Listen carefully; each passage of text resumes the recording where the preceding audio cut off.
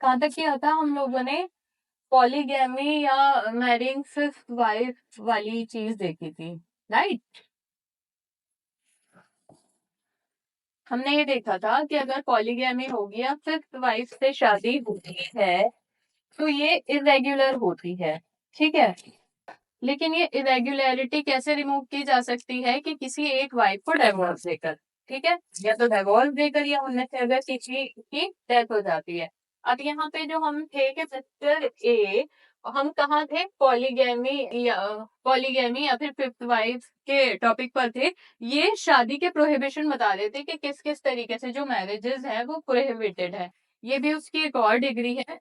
तो यहाँ पे हमने जो सिनेरियो शुरू किया था उसमें मिस्टर ए की ऑलरेडी 4 वाइफ्स थी और उन्होंने फिफ्थ वाइफ से शादी कर ली थी जो कि वॉइड हो गई थी, ठीक है। अब इस इरेगुलरिटी को कैसे दूर किया जा सकता है? इस इरेगुलरिटी को ऐसे दूर किया जा सकता है कि इन चारों में से किसी एक को डाइवोर्स देकर और वापस से फिर इनको ऐड करके नंबर 4 ही हो जाएगा ना। इनमें से किसी एक को डाइवोर्स दे दो, ये 3 बची प्लस ये वाली 1, तो अब 4 वाइफ पे नंबर 4 पे बैक आ जाना है, ऑलराइट। तो ये रेगुलरिटी ऐसे रिमूव हो जाएगी। बट इस पे दो ओपिनियन है कि जो सुन्नी लॉ है वो फिफ्थ वाइफ को क्या मानता है। अब दो अलग अलग ओपिनियन है, जो सुन्नी है और एक शिया है।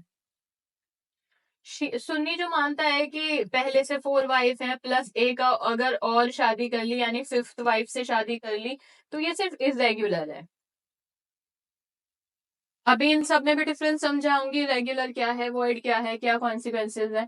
लेकिन शिया ना प्रॉपर उसको वॉइड मानता है कि इरेगुलर नहीं है, वॉइड है, ठीक है। तो इस केस में क्या होगा कि इनसे ऑलरेडी शादी हो चुकी है, इनसे भी शादी हो चुकी है।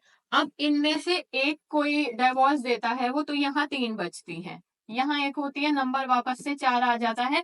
तो ये बाय डिफॉल्ट मैरिज वैलिड हो जाएगी, दोबारा शादी नहीं करनी पड़ेगी। लेकिन शिया लॉ क्या कह रहा है ना कि अगर पहले से 4 वाइफ थी प्लस एक दोबारा कर ली तो ये जो फिफ्थ वाइफ के साथ है ये वॉइड है शादी। आप ऐसा नहीं कर सकते कि इनमें से किसी एक को डाइवोर्स दे दो तो 3 हो जाए फिर ये 4 हो जाए तो बाय डिफॉल्ट ये मैरिज वैलिड हो जाए, नहीं। इनसे आपको फिर दोबारा शादी करनी पड़ेगी शिया लॉ के हिसाब से, ठीक है। सुन्नी लॉ क्या कहता है कि 4 वाइफ अगर ऑलरेडी हैं, 5वीं से शादी कर ली तो मैरिज क्या है? इरेगुलर है। ये भी प्री का क्वेश्चन है कि सुन्नी लॉ में फिफ्थ वाइफ क्या है? इरेगुलर है।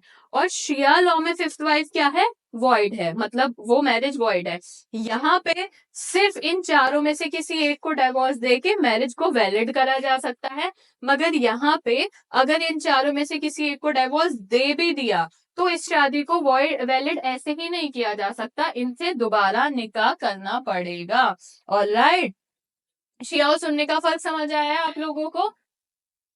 ये प्लीज का क्वेश्चन बनता है कि फिफ्थ वाइफ जो है सुन्नी लॉ में फिफ्थ मैरिज कैसी है, तो सुन्नी लॉ में इरेगुलर है और शिया में वॉइड है। और सुन्नी में इसको वैलिड करने के लिए जस्ट इन चारों में से किसी एक को डिवोर्स देना पड़ेगा तो वो अपने आप वैलिड हो जाएगी। लेकिन शिया में ऐसा नहीं होता। शिया में अगर इनमें से किसी एक को डिवोर्स दे भी दिया, 4 बचती भी हैं, तो भी उससे दोबारा शादी करनी पड़ेगी उस शादी को वैलिड करने के लिए। ऑलराइट तथागत सोनालिका, तो हमारे ये 2 पॉइंट्स भी क्लियर हो गए। थर्ड पॉइंट है इरेगुलरिटी के पर्सपेक्टिव से, वो है एब्सेंस ऑफ प्रॉपर विटनेस। हम पढ़ते आए हैं कि विटनेस रिक्वायर्ड है, हमने पढ़ा था। तो विटनेसेस का ना होना भी अपने आप में एक इरेगुलरिटी है। लेकिन यहाँ पे सुन्नी और शिया का क्या डिफरेंस है? सुन्नी जो है वो मांगते हैं शादी के टाइम पे विटनेस, उनके हिसाब से होना चाहिए। लेकिन शिया लॉ में निकाह के टाइम पे विटनेस नहीं बल्कि डाइवोर्स के टाइम पे विटनेस की जरूरत होती है। तो ये थोड़ा डिफर करता है। तो अगर सुन्नी है तो यहाँ पे अगर एब्सेंस है प्रॉपर विटनेस की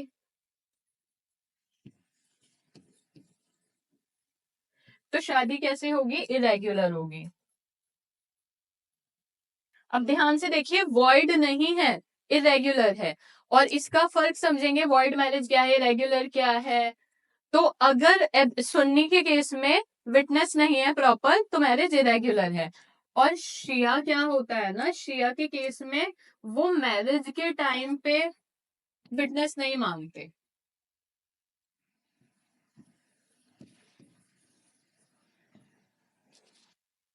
बट इनको ना डिवोर्स के टाइम पे विटनेस चाहिए होता है। और ये भी एक प्री का क्वेश्चन है कि does Shia law requires witness at the time of marriage? Does Shia law required witness at the time of marriage? The answer is no.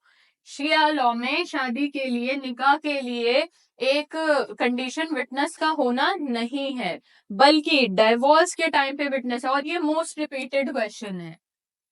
और इसमें क्या होगा, सुन्नी में शादी में निकाह के टाइम पे विटनेस चाहिए, और अगर विटनेस नहीं है तो वॉइड नहीं है। अब आपके पास चार ऑप्शन होते हैं वहां पे कि शादी वॉइड है या इरेग्युलर है।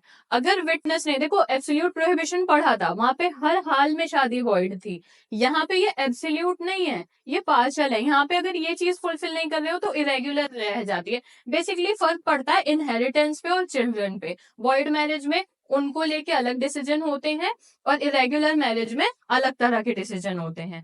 ठीक है, तो ये दो डिफरेंसेस थे एब्सेंस का। और एक चीज होती है विटनेस को लेकर, सुन्नी लॉ, शिया लॉ, चाहे शिया डिवोर्स के टाइम पे ले और सुन्नी लॉ शादी के टाइम पे ले, विटनेस को लेकर एक बात याद रखना, ये भी कभी कभी पूछा जाता है। विटनेस एक तो साउंड माइंड होना चाहिए, तीन कंडीशन प्रॉपर विटनेस की।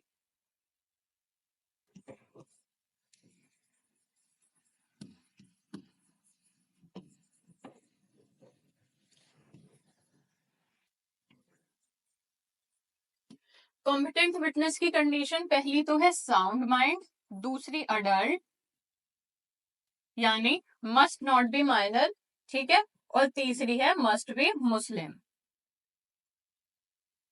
ये तीन कंडीशन फुलफिल होंगी तभी कोई इंसान एक प्रॉपर विटनेस बन सकता है।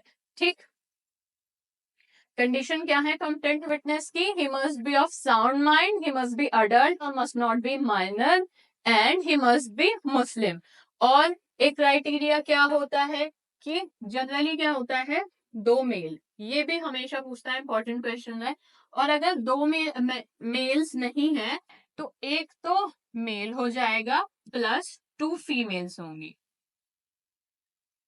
ऑलराइट, और शिया इस पे भी इशूज करते हैं कि टू फीमेल वाला नहीं चलेगा, बट समहाउ एक्सेप्ट हो जाता है। बट जनरल कॉन्सेप्ट ये है कि अगर विटनेस है तो दो मेल, और अगर दो मेल नहीं है तो एक मेल और दो फीमेल्स। ये भी पूछा जाता है। तो अब आपके लिए इसमें तो विटनेस से ये कर लिया ना नोट।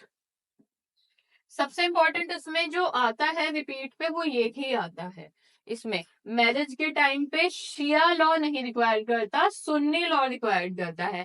और सुन्नी में डाइवोर्स के लिए विटनेस नहीं चाहिए, शिया में डाइवोर्स के लिए विटनेस चाहिए। ये एक इंपॉर्टेंट पॉइंट है और आपसे बहुत ज्यादा पूछा जाता है। जेंडर बाइज्ड है तथागत, हाँ जी, इतनी पुरानी चीज है, जेंडर बाइज तो होगी ही। विटनेस बना भी रहे फीमेल को, वही बहुत बड़ी बात है।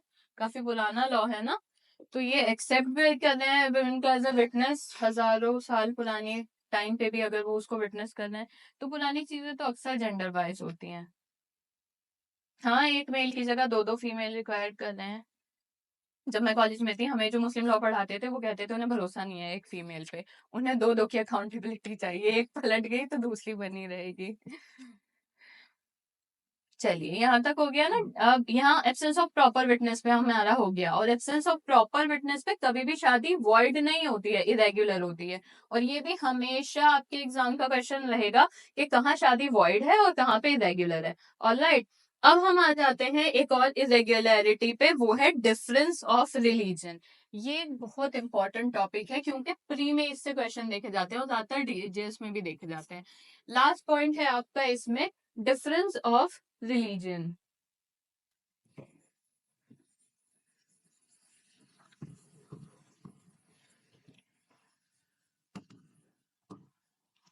ठीक है, डिफरेंस ऑफ रिलीजन में आपको बहुत सारे पॉइंट्स दिमाग में रखने हैं, सिर्फ एक बात से बात नहीं बनेगी।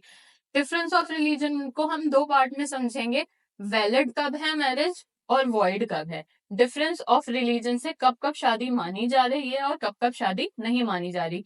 क्या चीज है, सुन्नी लॉ मान रहा है और शिया लॉ नहीं मान रहा है, और क्या चीज है, शिया मान रहे हैं और सुन्नी नहीं मान रहे। पहली चीज एक वैलिड मैरिज को लेकर आती है शिया और सुन्नी दोनों के ही कंटेक्स्ट में। देखिए इस मामले में ना difference of opinion, difference of religion वाले में थोड़े शिया ज्यादा स्ट्रिक्ट हैं। जहां पे सुन्नी ने उस मैरिज को इरेगुलर कहा है, वहां पे शिया सीधा सीधा उसको वॉइड कह देता है। ठीक है, वो इरेगुलरिटी रखता ही नहीं है, वो उस चीज में वो नहीं रखता कि सामने वाला कन्वर्ट कर लेगा या किसी भी तरह। इरेगुलरिटी से थोड़े राइट्स ले लेंगे, बच्चे इनहेरिटेंस में ले लेंगे, जो फीमेल हैं उन्हें इज्जत का राइट मिल जाएगा, या उनको इनहेरिटेंस का राइट मिल जाएगा। शिया लॉ सीधा सीधा अलग धर्म में जाने पे वॉइड कर देता है, जबकि सुन्नी लॉ इसको इरेगुलर रखता है, ताकि बच्चे भी इनहेरिट कर सके और फीमेल भी कर सके, बच्चे लेजिटिमेट माने जाएं।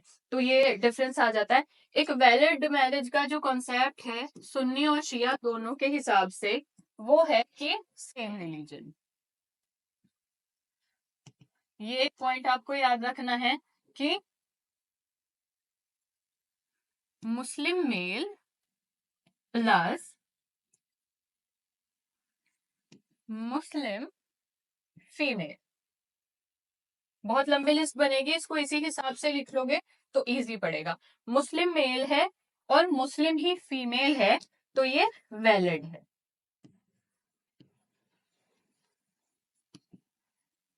पहला पॉइंट हमारा ये निकल कर आता है दोनों के हिसाब से, शिया और सुन्नी दोनों के हिसाब से।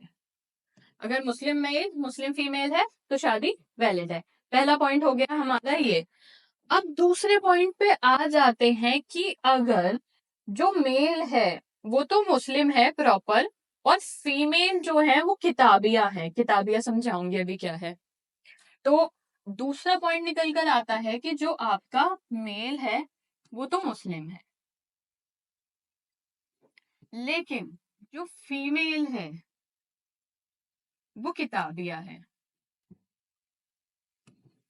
देखिए किताबिया वुमेन इज बेसिकली, ये माना जाता है नॉन मुस्लिम होती हैं, बट वो उस चीज पे फेथ रखती हैं, उस चीज को मानती हैं कि जो रिवील्ड रिलीजन होता है ना by the book, revealed religion जैसे तौरात इंजील आई थी, कुरान आया था, ये तीनों बुक्स जो रेवलेशन से आई हैं, वो तौरात मानती हो या इंजील मानती हो या कुरान मानती हो, तो इस हिसाब से उनको या तो क्रिश्चियनिटी में देखा जाता है बेसिकली किताबिया फीमेल, या फिर जुडाइज्म में माना जाता है कि किताबिया, हाँ हाँ, तो ये सारी फीमेल क्या होती है, किताबिया वुमेन होती है।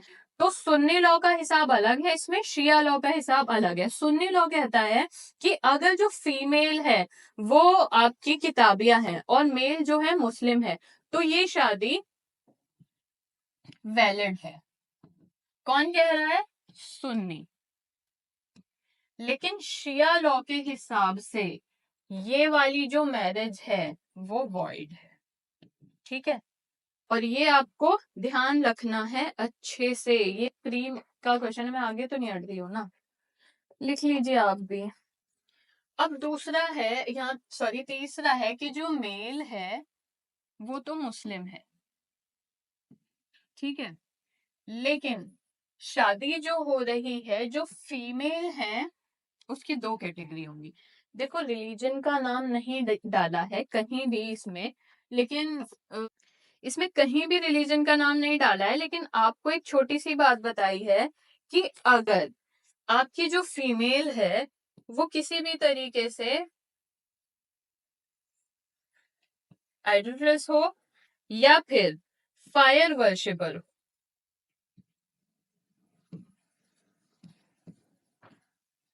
है ना, या तो आइडल्स को वर्शिप करती हो या फायर को वर्शिप करती हो, ऐसे केस में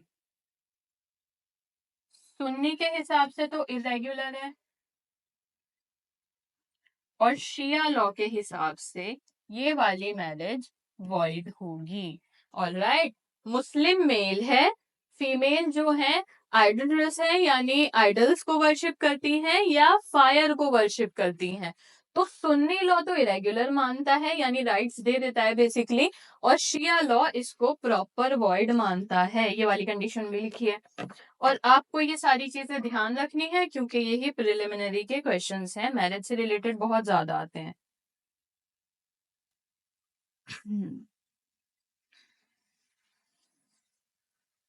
बट ये सारी चीजें किसके बारे में पढ़ रहे हैं हम? मेल के बारे में। अगर हम रोल्स बदल दें एक बारी को, हर जगह आ जाइए, कहाँ कहाँ, यहाँ पे मान लो यहाँ पे फीमेल मुस्लिम है, इस केस में फीमेल मुस्लिम है, मेल जो है वो किताबिया है, तो शादी सीधा सीधा वॉइड करना है ये, फिर ये एक्सेप्ट नहीं करते हैं। ठीक है, सेकंड में आके भी अगर हम इनके रोल्स बदल दें कि यहाँ फीमेल तो मुस्लिम है और ये जो मेल है यहाँ पे, ये मेल है, आइडलस है, फायर वर्शिपर है, तो यहाँ दोनों जगह वॉइड आएगा। फीमेल्स को ये राइट्स नहीं दिए हैं कि वो रिलीजन से बाहर शादी करें। चलिए बताइए, यहाँ तक क्लियर है? फिर भी एक बारी के लिए अगर आगे आजकल एक फाइल्स के हिसाब से लॉ जो चला था कि अगर मुस्लिम वुमेन ना शादी करती हैं नॉन मुस्लिम, अब ये नॉन मुस्लिम बहुत बड़ी कैटेगरी हो जाती है, जो भी मुस्लिम नहीं है, फिर एक्स वाई जेड चाहे वो कुछ भी है ना, बहुत बड़ा कैटेगरी है ये फिर नॉन मुस्लिम से। अब चाहे वो जो भी है, बस मुस्लिम नहीं है, तो ये जो सुन्नी लॉ कहने लगा है इस चीज को इरेग्युलर, लेकिन शिया इसको अभी भी वॉइड ही मानते हैं। ठीक है प्रीति मैम, किताबिया वुमेन जॉन होती हैं? यस प्रीति, कौन होती है? जॉन होती है। आपने क्या लिखा है जॉन, मतलब आप उसको शॉर्ट में लिख रही हैं या आप कौन पूछ रही हैं? और अगर आप कौन पूछ रही हैं तो मैं किताबिया वुमेन के बारे में समझा चुकी हूँ, क्लास थोड़ी सी पीछे करके देख लेना आप।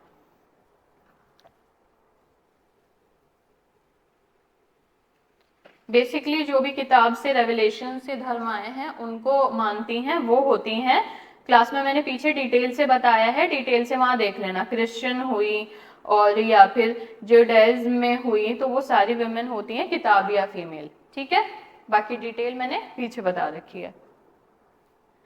तो ये भी एक कैटेगरी है। अब यहाँ पे क्या है कि शिया लॉ बहुत ज्यादा इस चीज को लेकर स्ट्रिक्ट है, रिलीजन वाइज मैरिज को लेकर। क्लियर प्रीति?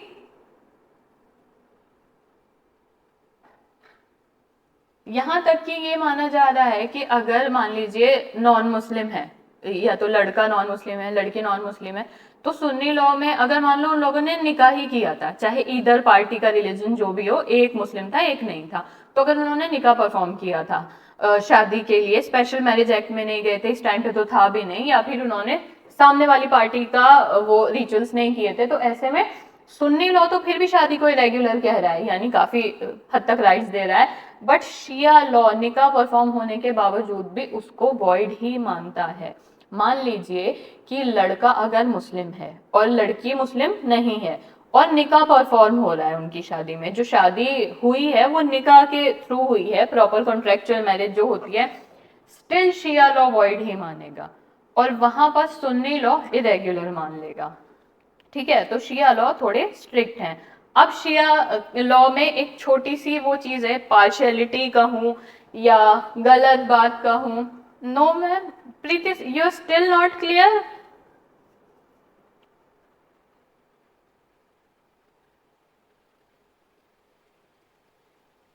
प्रीति क्लास थोड़ा पीछे करके देखिए, मैंने एक्सप्लेन किया है किताबिया फीमेल को, आपने सुना था? और अगर कंफ्यूजन है तो मुझे बताइए।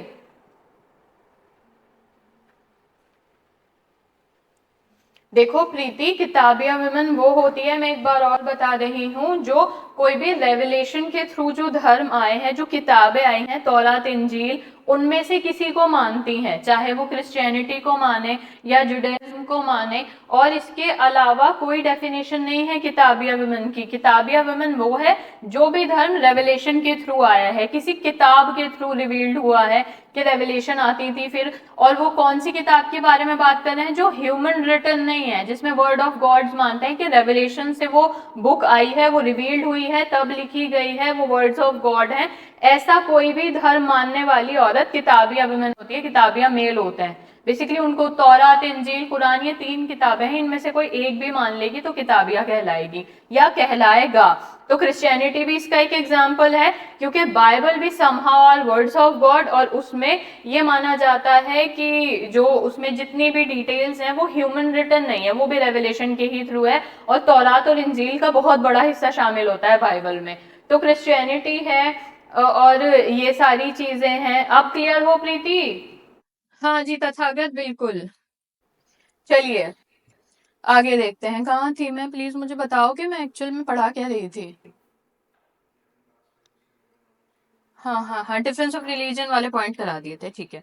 चलिए, एक तो डिफरेंस ऑफ रिलीजन से इरेगुलरिटी पता लग रही थी, है ना। ये हम एब्सोल्यूट प्रोहिबिशंस नहीं पढ़ रहे हैं, अगर आप ध्यान दे रहे हैं तो ये रिलेटिव इनकैपेसिटी के पॉइंट्स पढ़ रहे हैं हम, है ना। एब्सोल्यूट प्रोहिबिशन तो हमने अलग ही पढ़ लिया था, ये हम रिलेटिव इनकैपेसिटी पढ़ रहे हैं, जिसमें हमने अभी तक देखा अनलॉफुल कंजंक्शन से शादी हुई है, यानी 2 बहनें थी उनसे शादी कर ली, ऐसा कुछ, या पॉलीगैमी या फिफ्थ मैरिज के हिसाब से देखा है हमने, वो इरेगुलर रही है। एब्सेंस ऑफ प्रॉपर विटनेस देखा है थर्ड, और फोर्थ में देखा है डिफरेंस ऑफ रिलीजन, ठीक है। ये 4 इरेगुलरिटी देखी है। 5वीं है वुमेन अंडरगोइंग इद्दत, ठीक है। 5वीं इरेगुलरिटी है जहां पे भी शादी वॉइड नहीं होती है, बट इरेगुलर होती है।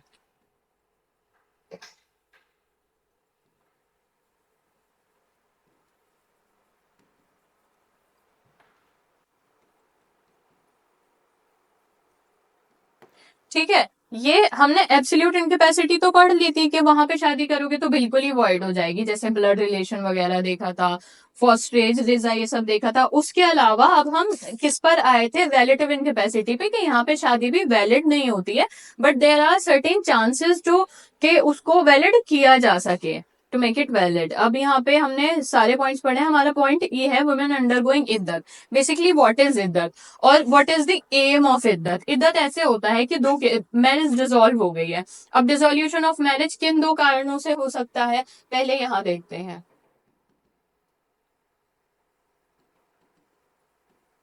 किस किस वजह से हो सकता है, या तो death of the husband,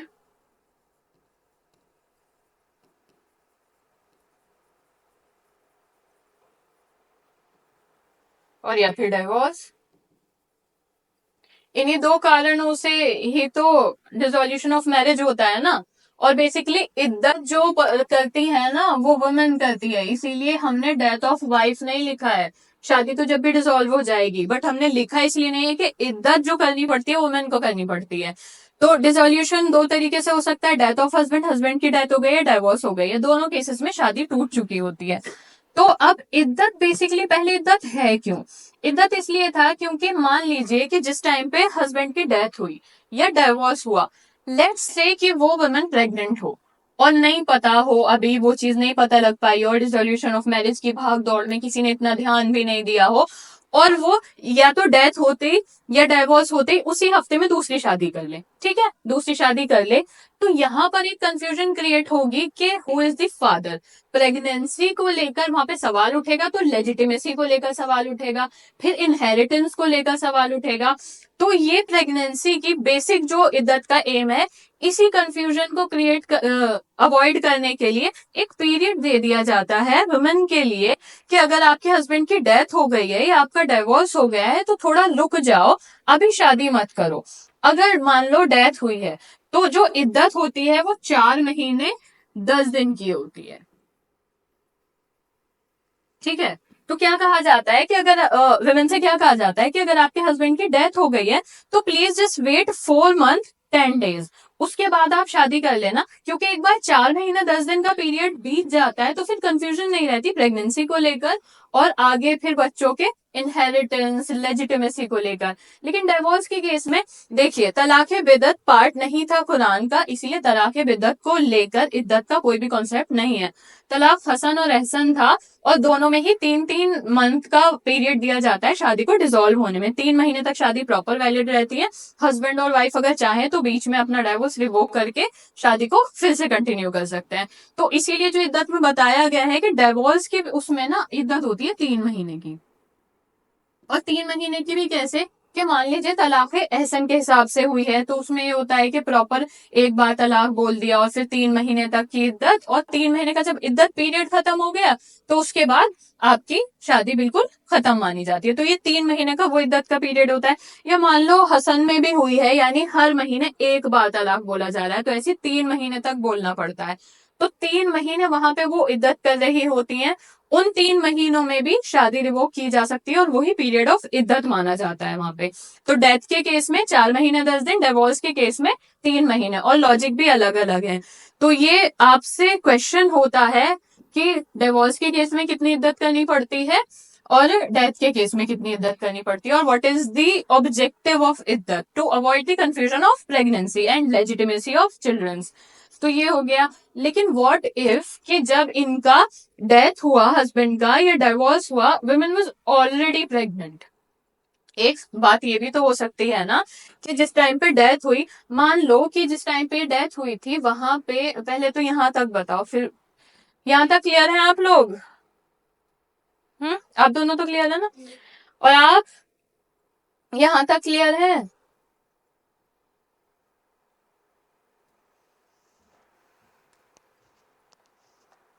okay Tathagata.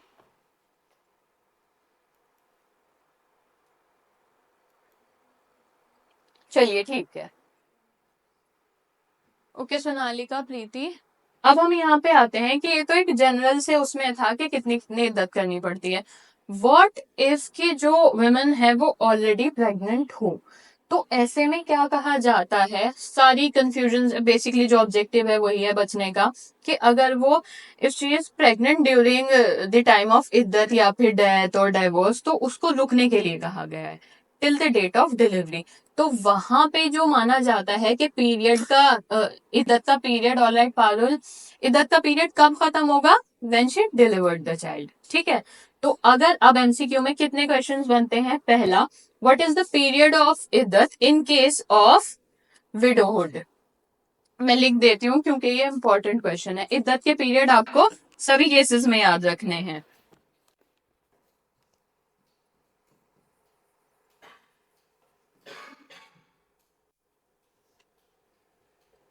ठीक है। तो पहला इद्दत का पीरियड होगा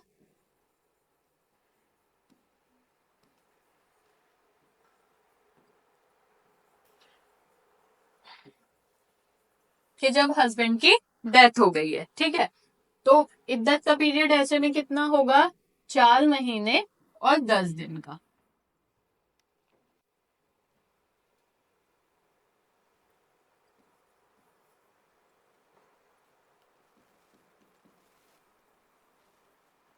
और इद्दत ऑफ प्रेग्नेंट वुमेन के केस में क्या कहा गया है?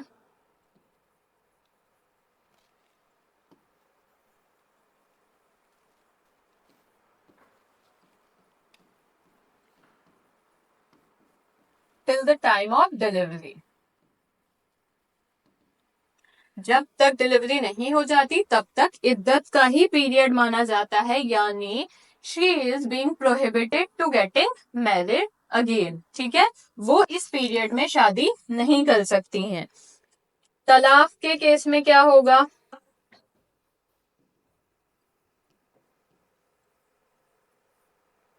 तलाक के केस में क्या हो जाता है? 3 कोर्सेज में होती है ना तलाक, तो वो 3 मंथ्स का ही माना जाता है।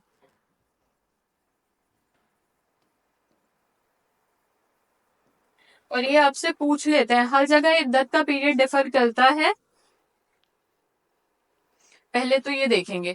तो अगर एक विडो है, उनके लिए इद्दत 4 महीने 10 दिन, और 4 महीने 10 दिन बाद यानी वो 11वें दिन भी दूसरी शादी कर सकती हैं। ठीक है।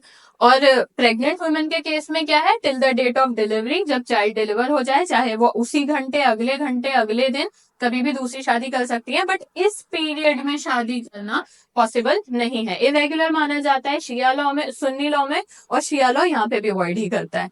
ठीक है। तलाक के केस में 3 कोर्सेज में तलाक होती है, तो वही 3 मंथ्स का ही हिसाब रहता है। व्हाट इफ मैरिज इरेगुलर हो? फिर इद्दत का क्या कॉन्सेप्ट बनेगा? ये तो वैलिड मैरिज की बात थी। अब आपके पास एक फोर्थ पॉइंट है, इद्दत ऑफ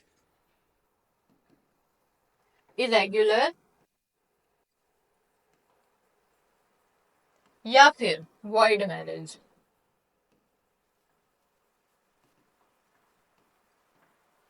क्या लगता है आपको? देखो, दो दो पॉइंट है। वॉइड मैरिज के केस में तो सीधा मान लो कि नो इद्दत। पहला तो पॉइंट ये है, वॉइड मैरिज के केस में नो इद्दत, है ना। इरेग्युलर पे पढ़ते हैं थोड़ा सा। लेकिन एक चीज है, और ये इम्पोर्टेंट है आपके लिए पढ़नी, क्योंकि क्वेश्चन आ जाता है। अगर मैरिज इरेग्युलर है तो दो पॉइंट होते हैं। या तो जो मैरिज है वो जिस टाइम हुई, पता लगा, लोगों ने बोला कि भाई ये इरेगुलर मैरिज है, ये तो आपको नहीं परफॉर्म करनी चाहिए, तो वो हाथों हाथ डिवोर्स हो गया। वो शादी हुई, इरेगुलर है लगा, और फिर वो डिवोर्स हो गया। यानी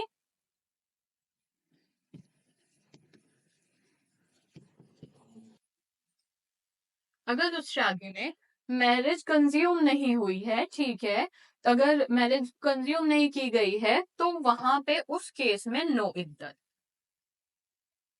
ठीक है, दो पार्ट्स में है। But if parties had consummated the marriage, तो फिर वहां पे वही डाइवोर्स हुआ है तो डाइवोर्स के हिसाब की इद्दत है ना, 3 मंथ्स। ऑलराइट। तो इरेगुलर मैरिज के कॉन्सेप्ट में आपके लिए सवाल आते हैं कि इरेगुलर, वॉइड में तो है ही नहीं चक्कर किसी भी चीज का, कॉन्ज्यूमेटेड है या नहीं है फर्क नहीं पड़ेगा। बट इरेगुलर के केस में if the marriage is consummated by the parties, तो वहां पे इद्दत है 3 महीने की, वही डाइवोर्स के हिसाब की। But if the marriage is not consummated then there is no इद्दत। ठीक है, यहाँ तक क्लियर है आप लोग? यहाँ तक तो कोई कंफ्यूजन नहीं। आप बताइए, तथागत, पारुल, प्रीति, सोनालिका।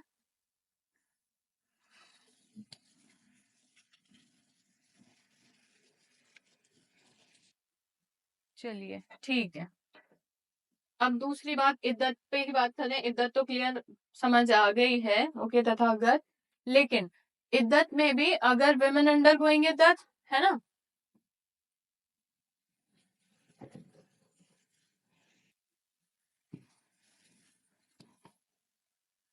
अब अगर इनसे शादी कर ली गई, ठीक है, तो शादी कर ली गई तो शिया लॉ तो सीधा कहता है कि वॉइड है शादी। कोई भी इद्दत के पीरियड में थी, उनसे शादी की गई, तो शिया लॉ कहता है वॉइड है, और सुन्नी लॉ कहता है इरेगुलर है। ठीक है, अगर कोई भी अंडर गोइंग इद्दत वुमेन है तो शिया लॉ के हिसाब से तो वॉइड ही है, और सुन्नी उसे इरेगुलर कहते हैं।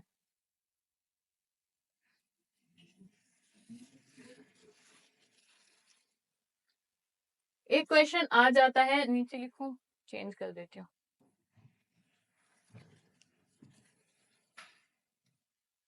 Objective of इद्दत।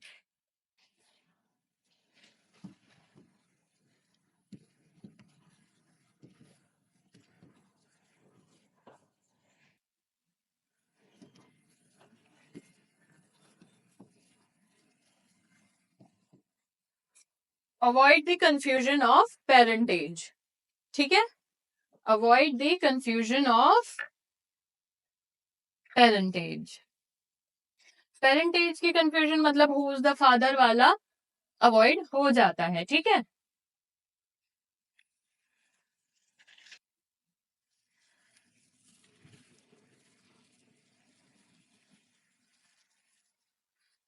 अब एक क्वेश्चन आपका और आया हुआ है। मान लीजिए कि ए और बी दो लोग हैं। ए और बी की शादी हुई थी, ये वाइफ है और ये इनका हस्बैंड है। अब इन दोनों का डिवोर्स हो गया। यही डीजेस वाले question, situation based. A wife है, बी हस्बैंड है, डीजेस का क्वेश्चन है ये। अब इन दोनों का डिवोर्स हो गया। डिवोर्स होने के बाद जो आपकी ए है, यानी जो वाइफ है, वो ऑब्जर्व कर रही थी इद्दत। इद्दत में थी वो। ठीक है, तो डिवोर्स हुआ है तो कितने महीने की इद्दत में थी? 3 मंथ्स की इद्दत में थी।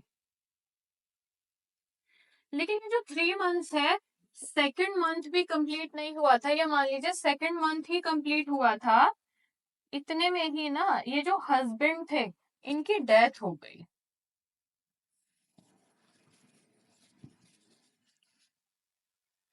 एक तो डाइवोर्स ऑनगोइंग था, तभी तो इद्दत चल रही थी, तो मैरिज तो पूरी तरह डिसॉल्व हुई नहीं थी, अभी इद्दत बीच में थी।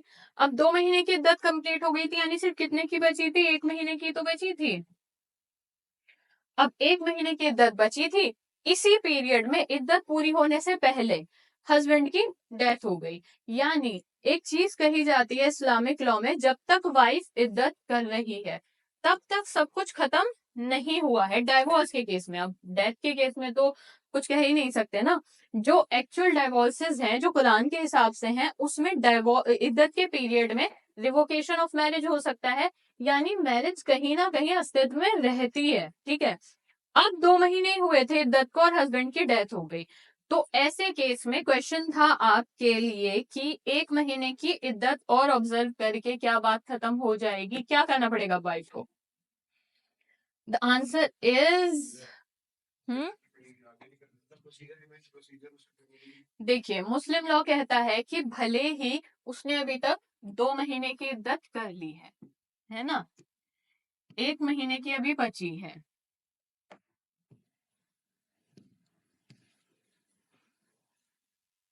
1 महीने की इद्दत अभी बची है, और इसी पीरियड में हो गई है डेथ, और डेथ की इद्दत होती है 4 महीने 10 दिन। तो फिर वो ना जो वाइफ है वो ये रिमेनिंग 1 महीने की इद्दत नहीं करेगी, नहीं करेगी, फिर ये करेगी, एक फ्रेश पीरियड स्टार्ट होगा।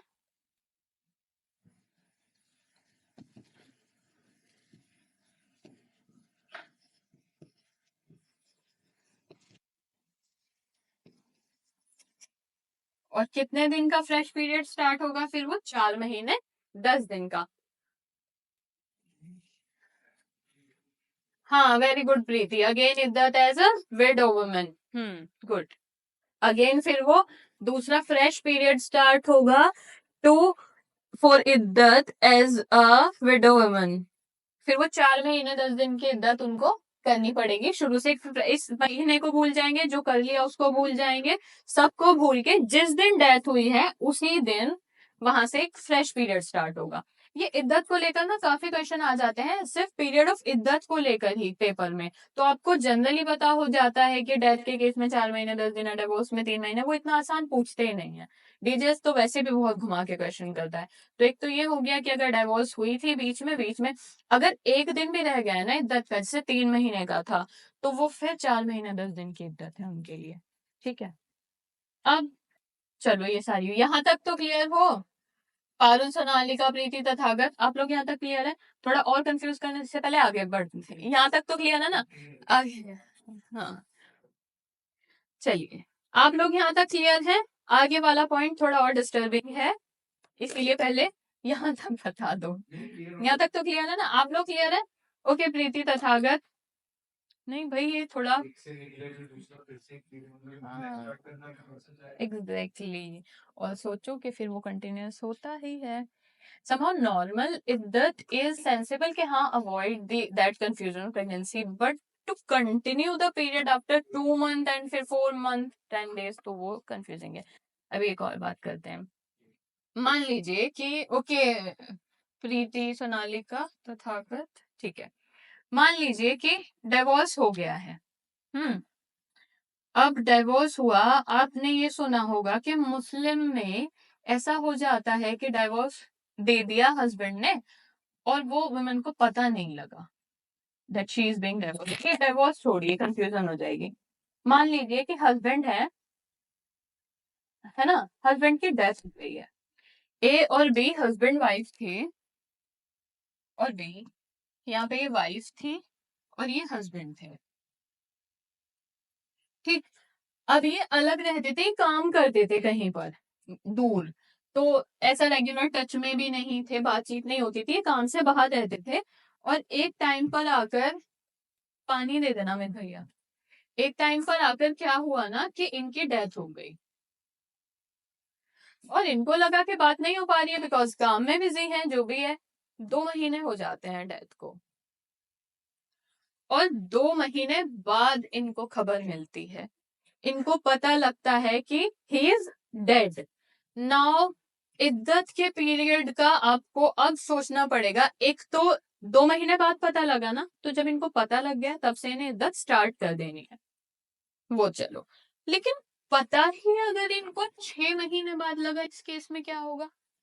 अब तो there is no chance of pregnancy and it's confusion. गिलास में नहीं पीऊंगी मैं। या तो इसी को फिल कर दो। तो या तो ऐसा हुआ कि उनको पता ही 6 महीने बाद चला, अब क्या होगा? देखो, इद्दत का हमने ऑब्जेक्टिव पढ़ा है कि वो प्रेगनेंसी की कंफ्यूजन को बचाने के लिए है। अब 6 महीने डेथ को हो चुके हैं, 6 महीने, तो there is no point of इद्दत ना। तो अगर इनको 4 महीने और 10 दिन के अंदर पता लगता है, तो ये इद्दत करेंगे फ्रेश स्टार्ट। लेकिन अगर इस पीरियड के बाद पता लग रहा है ना, तो इनको इद्दत करने की कोई जरूरत नहीं। ठीक है, यहाँ पर थैंक यू, यहाँ पर वो इद्दत नहीं करेंगी। ठीक है, तो ये केस होता है कि अगर हस्बैंड से डिवोर्स हुआ है या उनकी डेथ हो गई है, तो ऐसे में कि उन्हें पता ही इतना लंबा पीरियड बाद चला कि ऐसा कुछ हो चुका है।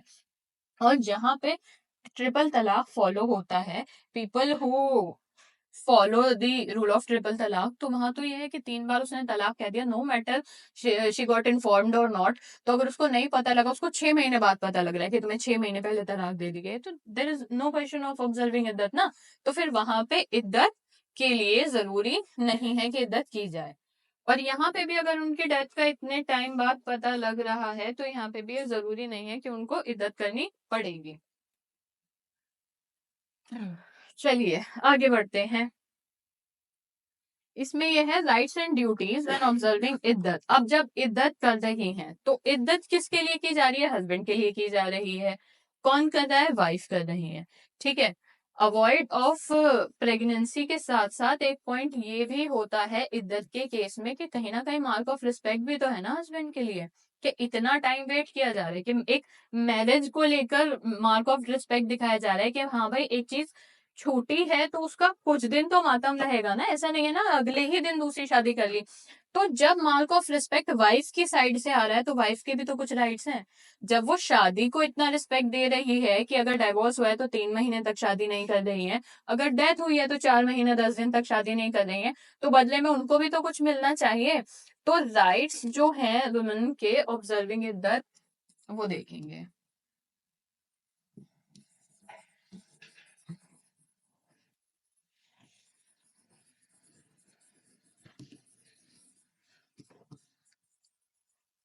अब एक तो वो इद्दत करें और उनको कुछ दिया भी नहीं जाए, तो ऐसे तो नहीं होता है। सबसे पहला राइट होता है जो वुमेन इज अंडर गोइंग इद्दत, उनके लिए होता है मेंटेनेंस। किसी कोर्ट जाने की जरूरत नहीं है। If a women is undergoing इद्दत, डाइवोर्स से इद्दत कर रही है, तो एक्स हस्बैंड पे करेगा मेंटेनेंस। और अगर डेथ हो गई है हस्बैंड की, तो हस्बैंड की फैमिली करेगी, चाहे हस्बैंड की प्रॉपर्टी से करे या फादर इन लॉ अपनी प्रॉपर्टी से करे, कैसे भी करे। इद्दत के पीरियड में मेंटेनेंस जरूर दिया जाएगा उनको। 4 महीने 10 दिन की है या 3 महीने की, हस्बैंड जिंदा है तो वो खुद ही देगा, अगर हस्बैंड जिंदा नहीं है तो इन लॉज देंगे। तो पहला राइट इसमें बनता है मेंटेनेंस का।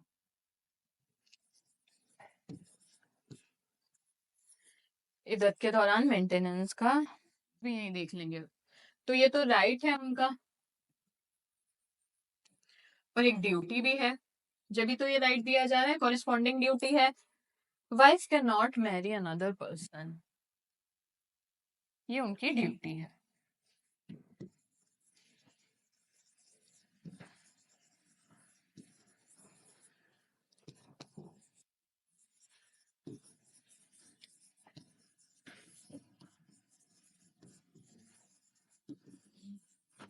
इस पीरियड के दौरान वाइफ दूसरी शादी नहीं कर सकती है, ये उनकी ड्यूटी है और उनका राइट है मेंटेनेंस लेने का।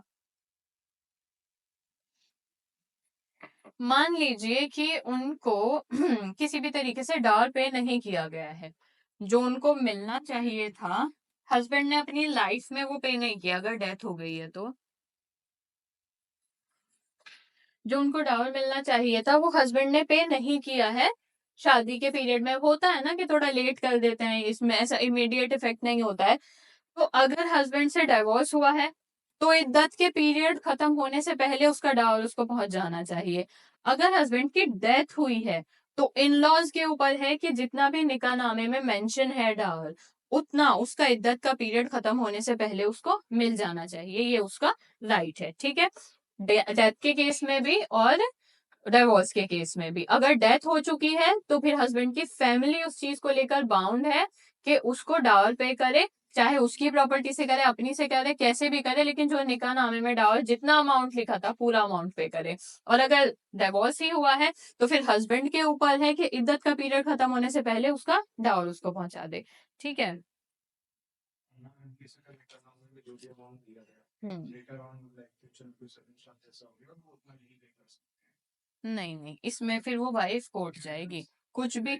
या तो इसीलिए कहते हैं कि जो निकाह के टाइम पे डाल आप मेंशन करना है ना, अपनी औकात के हिसाब से वो करो कि बाद में उस चीज को पे कर सको। हाँ, तो डाल आप जिस टाइम पे निकाह नामे में आप डाल रहे थे आपको तभी सोच समझ के ना, बाद में तो आप फिर कुछ भी। लेकिन इसमें एक चीज होती है, वाइफ के ऊपर होती है कि डाउल में ही पढ़ाऊंगी कि वो माफ कर सकती है।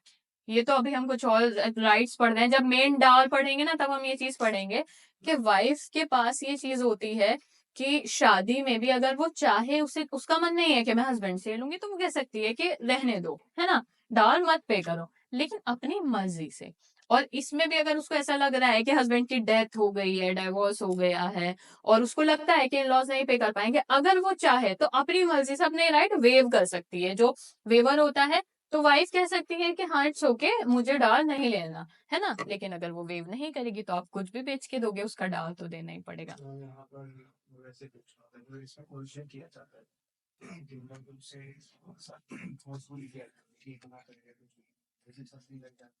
देखो, अगर फोर्सफुली किया जा रहा है, कोएर्जन किया जा रहा है उसके साथ डावर को मना करने के लिए, अगर वो कोर्ट जाती है तो कोर्ट बिल्कुल हेल्प करेगा। कोर्ट को पता लगना चाहिए ना कि उसको कोई फोर्स करा, पता ही नहीं लगता तो घर की बात बाहर ही नहीं जाती है। अगर पता लग रहा है, अगर उसने कोर्ट में जाकर कह दिया कि मुझे मेरे इन लॉज या मेरा हस्बैंड फोर्स कर रहा है कि अपना डाल का अमाउंट वेव ऑफ करो, तो वहां पे उस पे केस बनता है। ठीक है, फिर she can sue for that कि मुझे फोर्स किया जा रहा है कि मुझे अपना डाल वेव ऑफ करना चाहिए। तो वो उसके ऊपर है। अब अगर वो उसे फोर्स किया जा रहा है और वो फोर्स हो रही है और वेव ऑफ कर रही है तो फिर थर्ड पर्सन तक नहीं पहुंच रही है ना। तो एक राइट उनका ये हो गया। अब एक सबसे बड़ा सवाल उठता है इनहेरिट करने का प्रॉपर्टी, है ना। अब अगर वाइफ है, वाइफ के डिवोर्स नहीं हुआ है, डेथ हुई है ना, एक पॉइंट बचता है हमारे पास इनहेरिट का।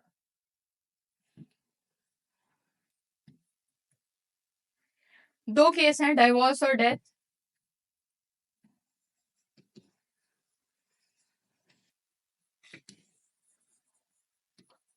देखिए, डेथ के केस में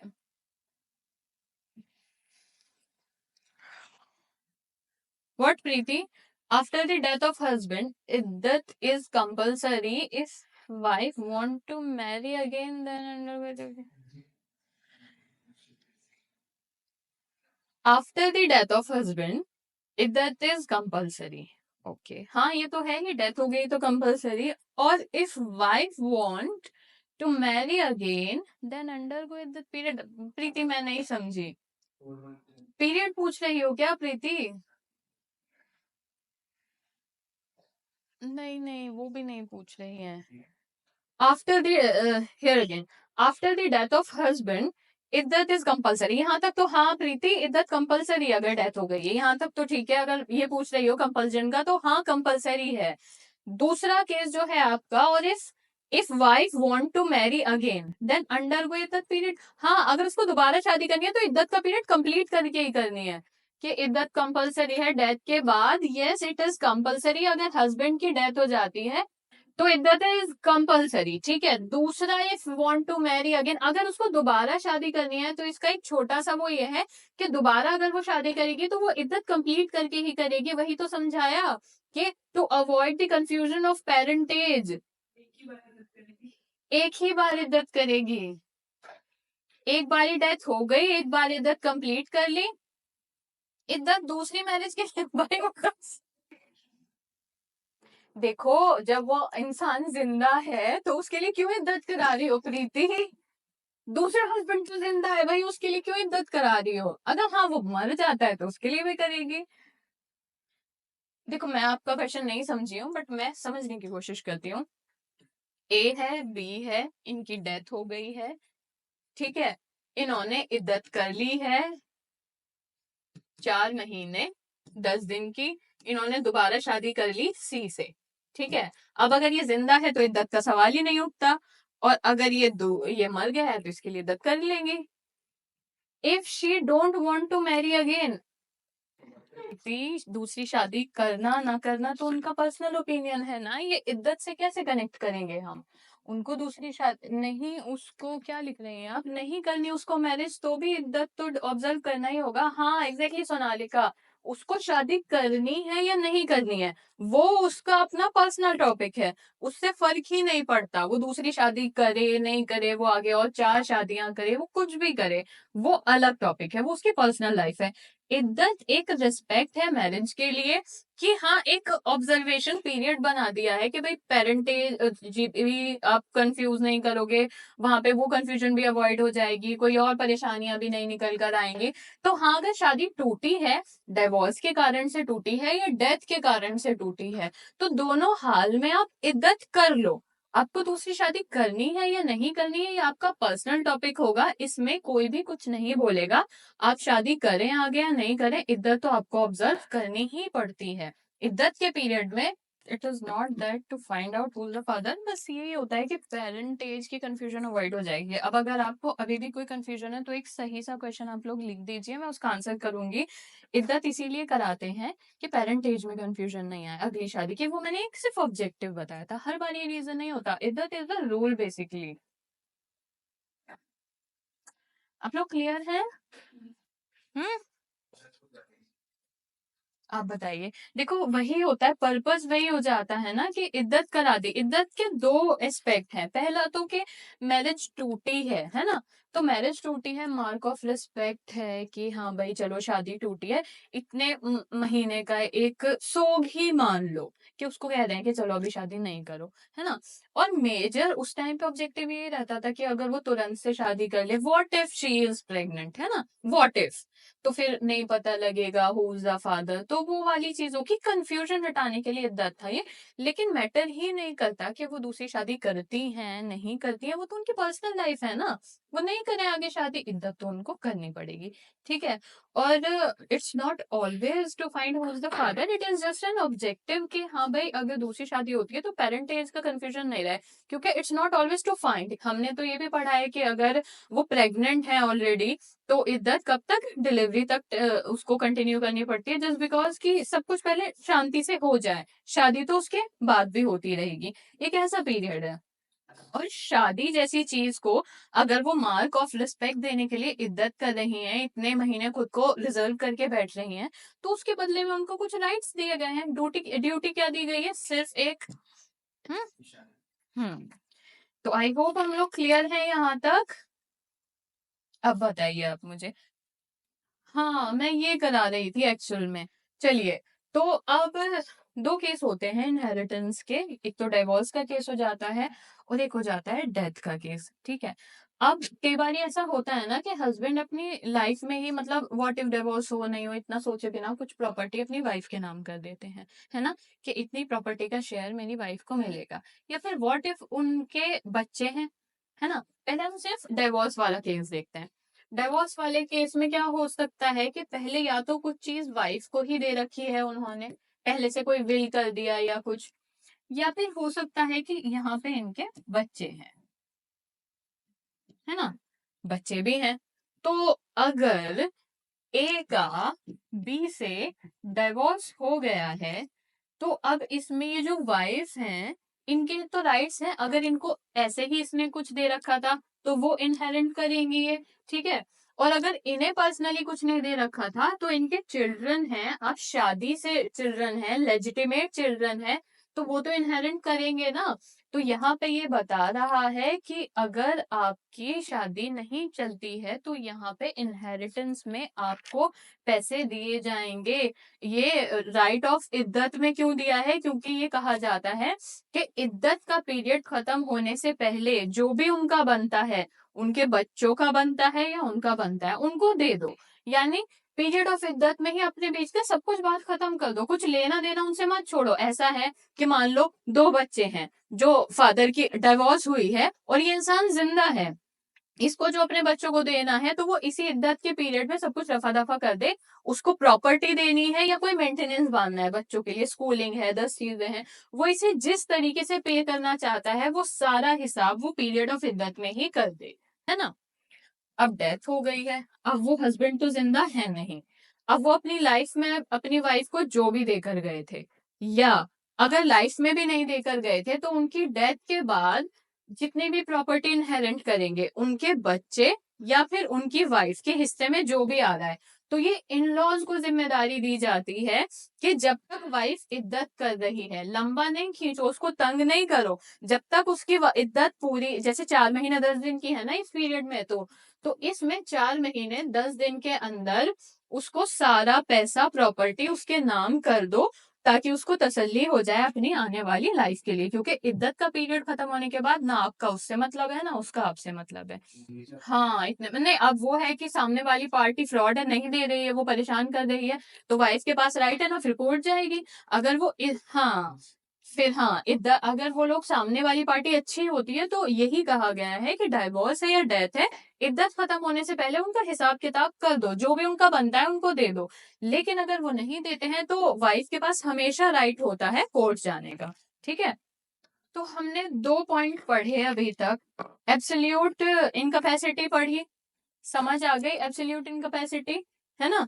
एब्सोल्यूट इनकैपेसिटी में हमने क्या पढ़ा था, कुर्बत पढ़ा था, यानी जिसमें ब्लड रिलेशन था।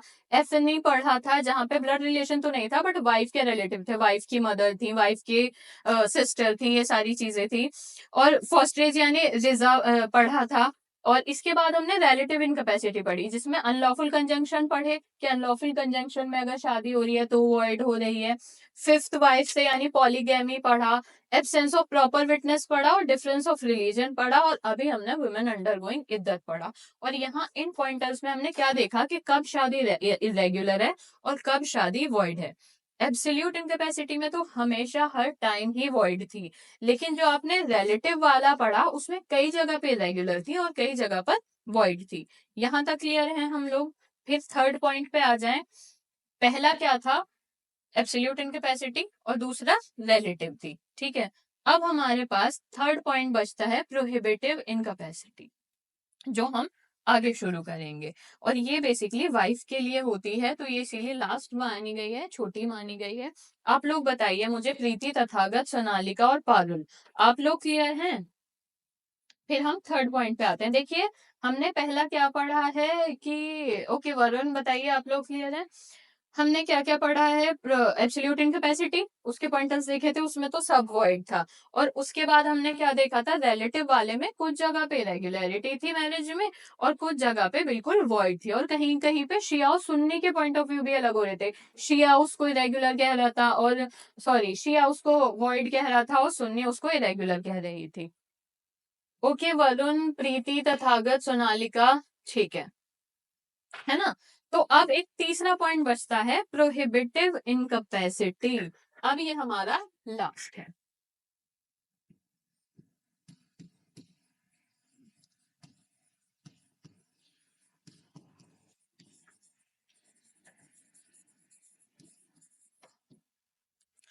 दो पार्ट्स में बांटा गया है बस इसको, पॉलिएंड्री और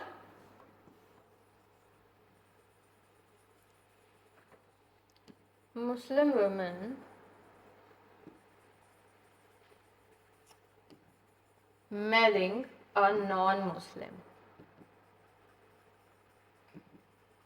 मैन।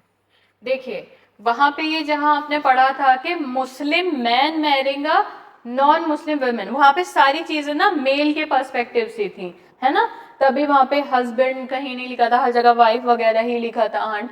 तो वो सेकंड वाली जो रिलेटिव इनकैपेसिटी थी, वहां पे हमने सब कुछ हस्बैंड के पर्सपेक्टिव से पढ़ा था कि एक मेल कब किताब या फीमेल से शादी कर सकता है, एक मेल के अगर नॉन मुस्लिम से करेगा तो क्या होगा, फायर वर्शिपर से क्या करेगा, तो वो सब मेल के ओपिनियन में जाता है। ये जो 2 पॉइंट दे रखे हैं ये फीमेल के लिए दे रखे हैं। पॉलिएंड्री बेसिकली क्या होती है, marrying more than one husband,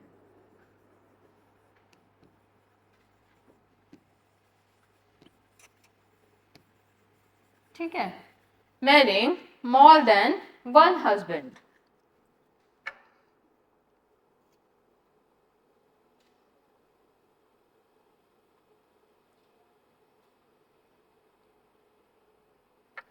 marriage तो इलेजिटिमेट होगी ही होगी, बायगैमी का चार्ज लगेगा वो अलग, ठीक है।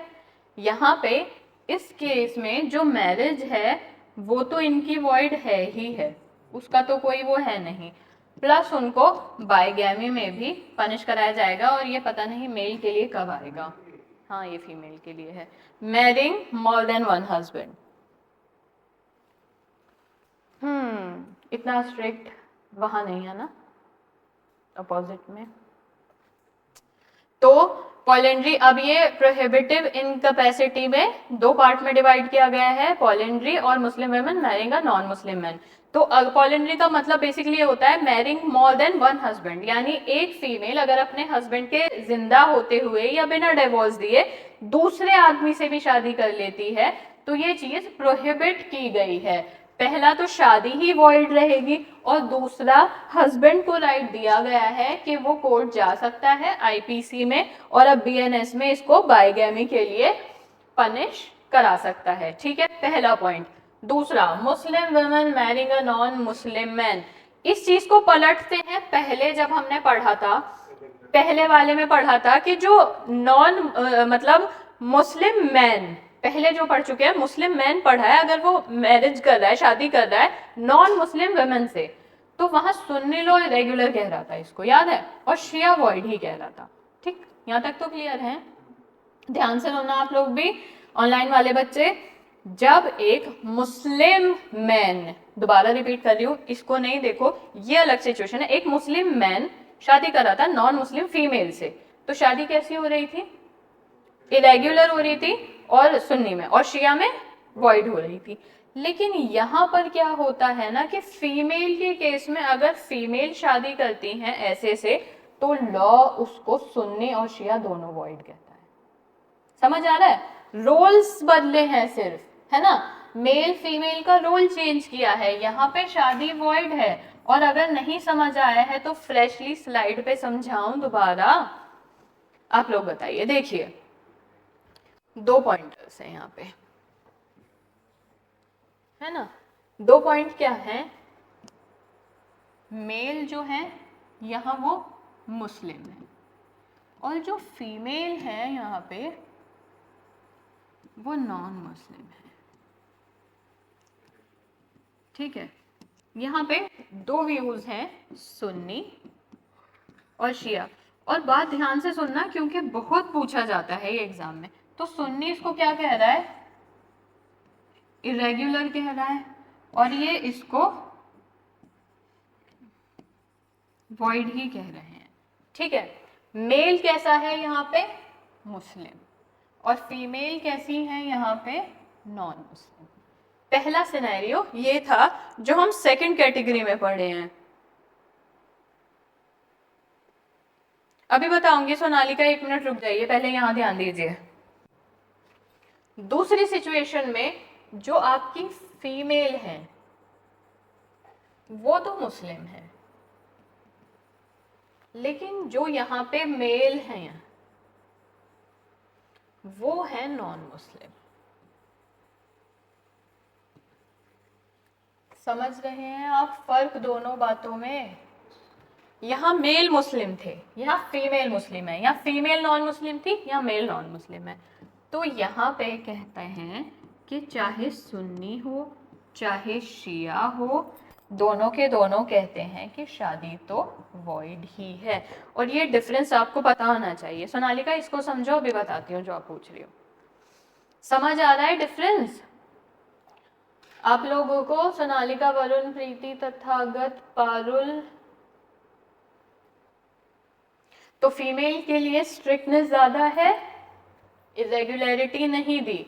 इरेगुलर और वॉइड मैरिज में बहुत ज्यादा फर्क होता है राइट्स के उस पे, जब हम पढ़ेंगे तब देखेंगे। तो यहाँ पे मेल, अगर मुस्लिम मेल यानी लड़का अगर किसी नॉन मुस्लिम लड़की से शादी कर लेगा तो सुन्नी फिर भी रेगुलर कहकर रह जाएगा, बच्चों को थोड़ा बहुत कुछ मिल जाएगा। शिया तो बिल्कुल ही वॉइड चलता है, ठीक है। फीमेल, लेकिन अगर किसी लड़की अगर मुस्लिम है और लड़का नॉन मुस्लिम है तो दोनों लॉज उसको वॉइड ही कहते हैं।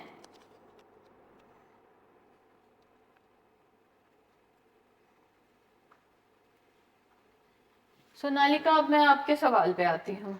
क्या पूछ रही हैं आप? मैंने क्या लिखा है? मैं नहीं समझी। मैंने यहाँ लिखा है, सोनालिका देखना स्क्रीन पे, पॉलिंड्री लिखा है, marrying more than one husband लिखा है। पॉलिंड्री का मीनिंग है ये marrying more than one husband. और मैंने यहाँ बताया कि ये वॉइड होती है और बाइगैमी के लिए भी सजा मिलती है। मैंने M प्लस तो कुछ भी नहीं लिखा यहाँ पे, बताइए M प्लस कहाँ है? वॉइड प्लस बाइगैमी लिखा है।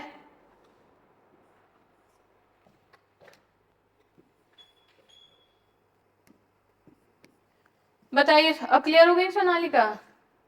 चलिए चलिए ठीक है।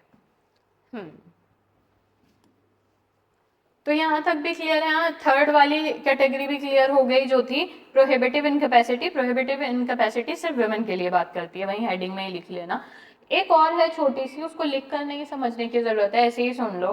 फोर्थ है बेसिकली वो ना, नहीं एक अंडरस्टैंडिंग के लिए कि कभी अगर पूछ ले तो आपको पता हो। डायरेक्टरी इनकैपेसिटी,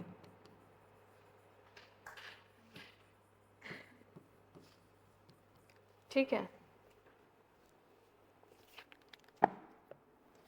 तो generally Islam is prohibit to marry a woman who is already pregnant, ठीक है। जनरल बात ये है कि मना करता है जनरली कि प्रेग्नेंट वुमन से मत करो। अगर आपको उसको, उसके बच्चे को, जैसे हमने शादी के लिए समझा था कि वो कहता है कि ऑर्फन है तो उसको सहारा कैसे दो, उसकी माँ से निकाह कर लो, ठीक है। तो वो कहता है कि just let's wait till the delivery, चाहे उसको पूरा मेंटेनेंस दे दो, है ना, चाहे उसका सारा खर्चा उठाओ, उसका वो करो, लेकिन शादी बेसिकली किस लिए मना करता है? क्योंकि वो प्रेग्नेंट वुमेन के साथ सेक्सुअल इंटरकोर्स को रोकना चाहता है वहां पे, ठीक है। शादी हो जाएगी तो देयर आर पॉसिबिलिटीज, तो इसीलिए वो कहता है कि अवॉइड करो शादी करना प्रेग्नेंट वुमेन से, है ना। चाहे अगर आप उसको सहारा देना चाहते हो, आप मदद करना चाहते हो, वो मजबूर है तो उसको मेंटेनेंस दो, उसका ध्यान रखो, खर्चा दो, सब करो, और जैसे ही डिलीवरी हो जाए उसको निकाह कर लो और प्रॉपर पेरेंटेज दो उसके बच्चे को, ठीक है। बट किसी भी तरीके का रिलेशन प्रेग्नेंट वुमेन के साथ मना किया जाता है, तो वो यहाँ आ जाता है पहले। और इतनी बड़ी प्रोहिबिशन नहीं है, अगर आपने कर भी ली तो आपकी शादी ऐसा नहीं है कि रेगुलर हो जाएगी या फिर वॉइड हो जाएगी, बट जनरली सिर्फ प्रोहिबिटेड चीज है कि एहतियात कर लोगे तो अच्छी बात है। दूसरा, प्रोहिबिशन ऑफ डिवोर्स। अब एक बात यह है कि अगर आपकी डिवोर्स हो गई है ऑलरेडी और आप अपने डिवोर्स्ड हस्बैंड के साथ रह रहे हो तो उस चीज को मना करता है, ठीक है। सेकंड पॉइंट ही किस बात को मना करता है कि अब अगर आपने डिवोर्स दे दी है ना तो अब उसके साथ नहीं रहो। और एक कंडीशन जो कि बहुत अजीब है वो ये है कि व्हाट इफ अगर आपको आपके डाइवोर्स्ड हस्बैंड के साथ रहना है तो आपको कहीं और शादी करनी पड़ेगी और सेकंड मैरिज कॉन्ज्यूम करनी पड़ेगी और कॉन्ज्यूमेटेड के बाद डाइवोर्स और फिर फर्स्ट हस्बैंड पे बैक। समझते हैं इस कॉन्सेप्ट को? सबसे पहले तो इसमें हमने वही पढ़ लिया प्रेग्नेंट वुमेन के साथ, ये वॉइड या इरेगुलर नहीं है, जनरली मना किया गया है बस कि थोड़ा रुक जाओ।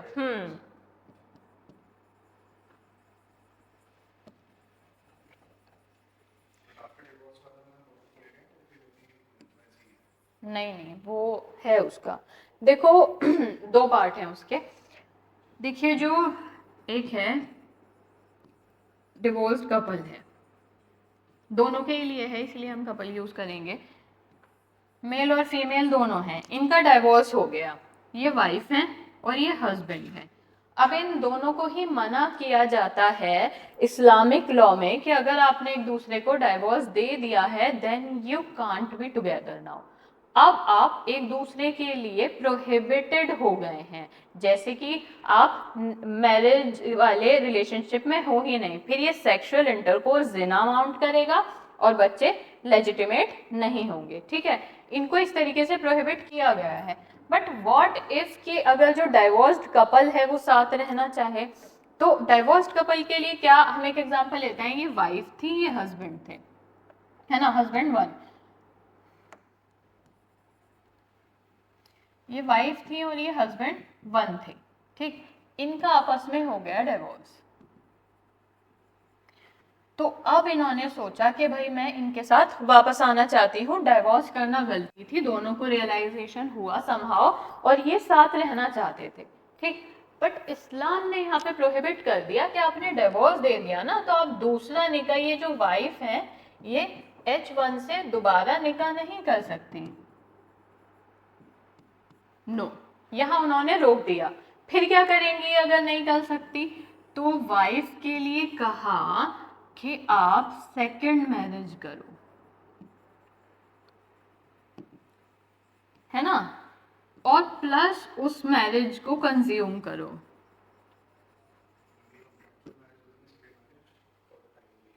ये आपके ऊपर है, ठीक है, चाहे नहीं, मतलब या तो आपने सेकंड मैरिज कर ली, उसको निभा लो पूरा, मत आओ इसके पास वापस, अगर आपने, हाँ हाँ, तो अगर ये, लेट मी कंप्लीट, अगर ये वाइफ है इसको सेकंड मैरिज करनी पड़ेगी और वो मैरिज भी ऐसा होगा कि कॉन्ज्यूमेटेड मैरिज होनी चाहिए। फिर उस कॉन्ज्यूमेशन के बाद, not before that, consummated marriage is the essence, फिर इनको डाइवोर्स दे, फिर इस डाइवोर्स की इद्दत ऑब्जर्व करे। समझ रहे हैं आप कॉन्सिक्वेंसेस, कि इसको पार्ट्स में डिवाइड करते हैं कंफ्यूजन से बचने के लिए। पहला तो था कि ये इनसे शादी थी ये वाइफ की H1 से, तो इन्होंने डाइवोर्स दे दिया।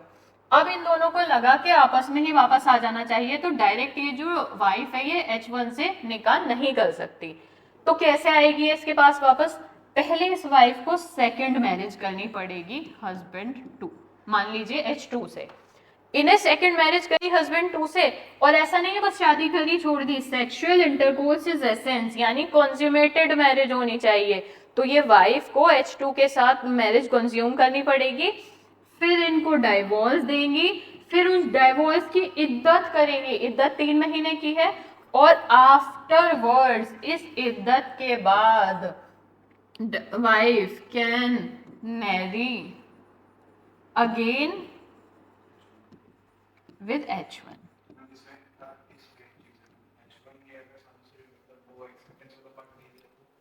समझी नहीं मैं, हाँ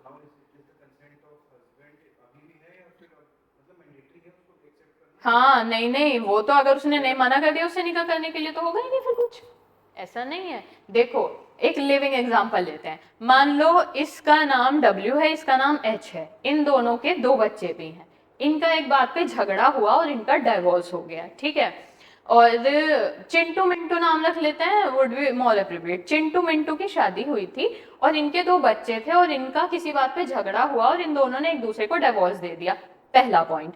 अब जब डाइवोर्स दिया तो चिंटू मिंटू को रियलाइज हुआ कि भाई यार छोटी छोटी बात पे थोड़ी डाइवोर्स दे देते हैं, और 2 बच्चे भी हैं हमारे, ऐसे तो लाइफ नहीं कटेगी, वापस आना चाहिए एक साथ।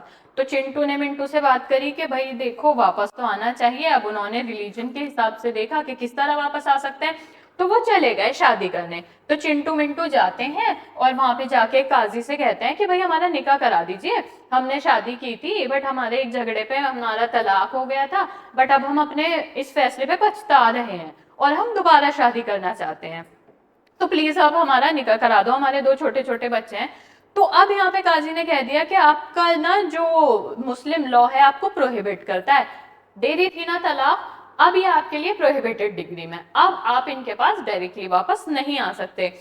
पहले आपकी वाइफ को दूसरी शादी करनी पड़ेगी किस सोनू से, और सोनू के साथ मैरिज कंज्यूम करनी पड़ेगी, फिर सोनू को डिवोर्स देना पड़ेगा, फिर सोनू के लिए इद्दत करनी पड़ेगी, फिर कहीं पे आप चिंटू और मिंटू दोबारा शादी कर पाएंगे। मान लो कि वो जो वाइफ थी उसने ये सब कर दिया, चिंटू थी वाइफ, चिंटू ने सेकंड मैरिज की, मैरिज कंज्यूम की, डाइवोर्स दी, इद्दत की, ठीक है, सब कुछ इसने सोनू के साथ किया और डाइवोर्स भी हो गया, तो अब तो फाइनली ये इसके लिए हो गए। अब वो वापस आती है मिंटू के पास और मिंटू उससे कह देता है कि नहीं, तुम सोनू के साथ थी, तुमने सोनू से शादी की, मैरिज कंज्यूम की, मैं तो तुम्हें अब नहीं रख रहा, तो नहीं रख रहा, तो नहीं रख रहा, बात खत्म, निकाह तो फ्रेशली होगा ना। दूसरी शादी में भी अपनी अपनी चॉइस है, ऐसा नहीं है कि फिर वो उसके ऊपर बाउंड है, वो कह देगा मैंने कहा था, तो फिर क्या कर लोगे, ऐसा कुछ नहीं होता है। मैं समझ गई आपका क्वेश्चन, बट ऐसा नहीं होता है। Back to the point, but आज इसे निकाह हलाला भी कहते हैं, ये जो बीच वाली सिनेरियो है। अब हम हलाला निकाह के थोड़ी बैक स्टोरी पर जाएंगे। पहले इसको किस लिए करा गया था कि जरा जरा सी बात में शादी जैसा रिश्ता तोड़ देते हैं, छोटा सा झगड़ा हुआ और बात तलाक तक ले जाते हैं, इज्जत नहीं करते शादी की, तो इसीलिए बल्कि वर्ड्स क्या यूज किए गए थे कि हस्बैंड वाइफ को आटे दाल का भाव पता लगे, कि शादी ऐसी चीज नहीं है कि थोड़ा सा झगड़ा हुआ और तोड़ दी, उनके लिए दोबारा वापस आना इतना मुश्किल कर दो कि वो तलाक देने से पहले 50 बार सोचें। शुरू तो इसलिए हुआ था कि छोटी छोटी झगड़ों पे शादी ना टूटी जाए, लेकिन आजकल क्या है, शादी तोड़ ली, कॉन्ट्रैक्ट दे दिया हलाला का और कॉन्ट्रैक्चुअल पीरियड पे हलाला कर लिया। आजकल ये बिजनेस है, जबकि इनिशियली ये इसलिए शुरू नहीं किया गया था। शुरू करने की वजह ही ये थी कि शादी जैसी चीज को गुड्डे गुड़िया का खेल नहीं समझे कि सुबह किसी बात पे झगड़ा हो गया और शाम में तलाक हो गई। इस चीज को बचाने के लिए कि छोटी छोटी बातों पे घर नहीं टूटे, आटे दाल का भाव पता होना, मतलब ये कहा गया था कम से कम पता तो लगे शादी कितनी इंपॉर्टेंट चीज है। और अगर आप अपनी शादी तोड़ोगे तो इतना आसान नहीं है कि आज तलाक दे दो कल वापस आ जाओ, फिर तलाक दे दो फिर वापस आ जाओ। इसलिए शुरू करा था कि वो डरे बार बार ऐसे डाइवोर्स तक पहुंचने में, सोच समझ के। लेकिन आज इसकी क्या हकीकत है, आज इसकी पिक्चर ये है कि डाइवोर्स हो गई है तो 1000 रुपए में कोई कॉन्ट्रैक्ट कर लेता है हलाला के लिए, निकाह हो जाता है, मैरिज कंज्यूम हो जाती है, डाइवोर्स हो जाता है और फर्स्ट हस्बैंड से शादी हो जाती है। तो दोनों व्यूज से कोई भी चीज क्रिएट गलत नहीं की जाती है, लोग उस चीज को किस तरीके से इम्प्लाई कर रहे हैं, इस्तेमाल कर रहे हैं, उस बात से फर्क पड़ता है। बताइए यहां तक क्लियर है हम? ये डायरेक्ट इनकैपेसिटी में थे हम। एक और है चीज, marriage with a sick man. अगर कोई ऐसी बीमारी में है जो नहीं सही हो सकती और किसी तरीके से किसी ने जबरदस्ती शादी करा दी या उसने अपनी मर्जी से कर ली, तो वहां पे भी उतना उसको नहीं परेशान किया जाता है। अगर वो मैन ठीक हो जाते हैं तो अच्छी बात है, शादी कंटिन्यू होती है, अदरवाइज वो रेगुलरिटी में आती है, आसानी से डाइवोर्स हो जाता है और इद्दत भी नहीं करनी पड़ती। ठीक है, अब यहाँ तक हमारा सारा मैरिज का कॉन्सेप्ट खत्म हो गया, हमें काइंड्स ऑफ मैरिज पे बढ़ना है अब, क्योंकि हमने बहुत ज्यादा देख लिया इरेगुलर इरेगुलर वॉइड, इनका फर्क समझना है कि ये चीजें होती क्या हैं। तो शादी में प्रॉपर शादी के एसेंशियल क्या है, सारे एसेंशियल, कॉन्ट्रैक्ट क्यों कहा जाता है और कॉन्ट्रैक्ट कब नहीं कहा जाना चाहिए, और क्या इनकैपेसिटी है, क्या प्रोहिबिटेड डिग्री है, क्या लीगल कैपेसिटीज है, सब क्लियर है ना? अब काइंड्स ऑफ मैरिज पे आ जाएं। देखिए आप लोगों के पास दो ऑप्शंस हैं काइंड्स ऑफ। आज का तो मुझे यही बोला गया है, सेकंड क्लास हम 1.5 आवर की भी कर सकते हैं और 2 घंटे की भी कर सकते हैं, आपकी हिम्मत, आप सभी लोगों की, ऑनलाइन भी और आपकी भी हिम्मत के ऊपर डिपेंड करता है। काइंड्स ऑफ मैरिज हमें आज करने हैं या कल करने हैं? कल। ऑनलाइन वाले बच्चे बताएंगे अब। प्रीति यस नहीं, ये लिखो आज या फिर कल, काइंड्स ऑफ मैरिज। मेजोरिटी पे देख लेते हैं। कल, प्रीति भी कल कह रही है, तो आकांक्षा आपके साथ कोई और, बाकी तथागत, वरुण, कल भी दो है मेरी क्लास।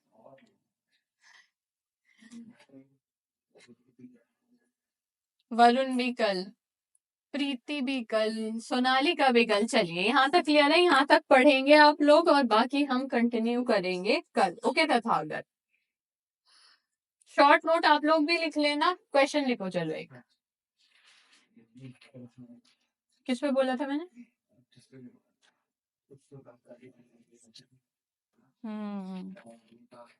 हम्म लिखिए, क्वेश्चन लिखिए, आप लोग भी लिख लो, लिख के तो देख ही लेना, और अगर कोई मुझसे चेक कराना चाहता है तो हेल्पलाइन वाले नंबर पे पीडीएफ बना के भेज देना और बोल देना मुझे दे देंगे, लोग मुझे फॉरवर्ड कर देंगे। नोट्स अपडेट, हाँ सोनालिका सर करेंगे अभी, अगर आ गए होंगे तो मैं बोलती हूँ। क्वेश्चन लिखना, why Muslim marriages, why does Muslim marriages, why does Muslim marriages considered as contract, contract है ना। तो यहाँ तक क्या लिखा है आपने, भूलवा दिया, कंसिडर एज अ कॉन्ट्रैक्ट। और some jurists believe, some Muslim jurists believe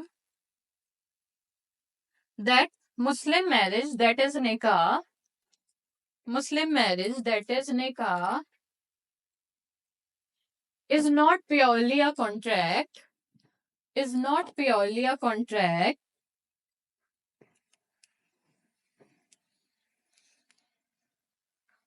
but can be considered as a religious act, or but can be considered as a religious act,